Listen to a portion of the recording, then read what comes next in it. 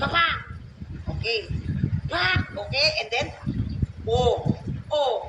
Pak. Oh. Ganyan. Oh. Abangan nyo, 2040 pa to eh. Oh. Sana buhay pa tayong lahat. Pak. Oh. Oh. Yeah. Oh. Pak. May ganun-ganun pa. Ang gandang bata talaga ni Malia. Habang lumalaki ay lalong lumalabas ang kanyang natural beauty at mestisang mestisa. Namana ang talento ng kanyang mami Pokwang.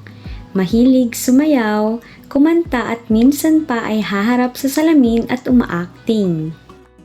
Sabi ni Pokwang ay lumalaking mabait at masunuring bata si Malia.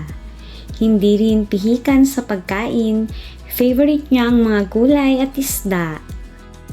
Pero lahat naman daw basta luto ni Mamang Pokwang ay palaging ganadong kumain si Malia, lalo na kung magkakasabay sila. Palagi niya rin nakikita ang mga kasama sa bahay na kumakain gamit ang kamay, kaya natuto na rin si Malia na gawin ito. Napakasimpleng bata at hinahangaan si Pokwang sa kanyang paraang pag-aalaga at pagdidisiplina kay Malia. You gonna what? Wash my plate. Oh, very good. Sige nga. Go wash your plate. Yeah, I know, but I have to wash both of this.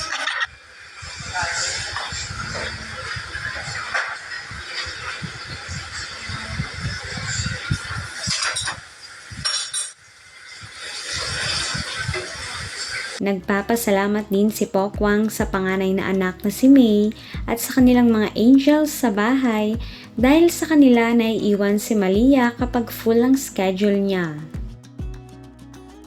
Wonder mom nga talaga si Pokwang at nag-iisang provider ng pamilya. Dahil bukod sa showbiz ay kinakareer niya rin ang pagnenegosyo.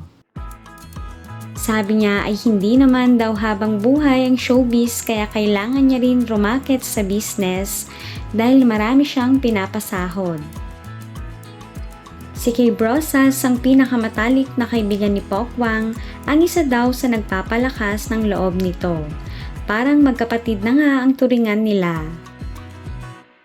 Malapit din ang mga anak ni Pokwang kay Kay. Ninang siya ni Malia at minsan ay hinahatid sundo niya ito sa school. Maaasahan talaga.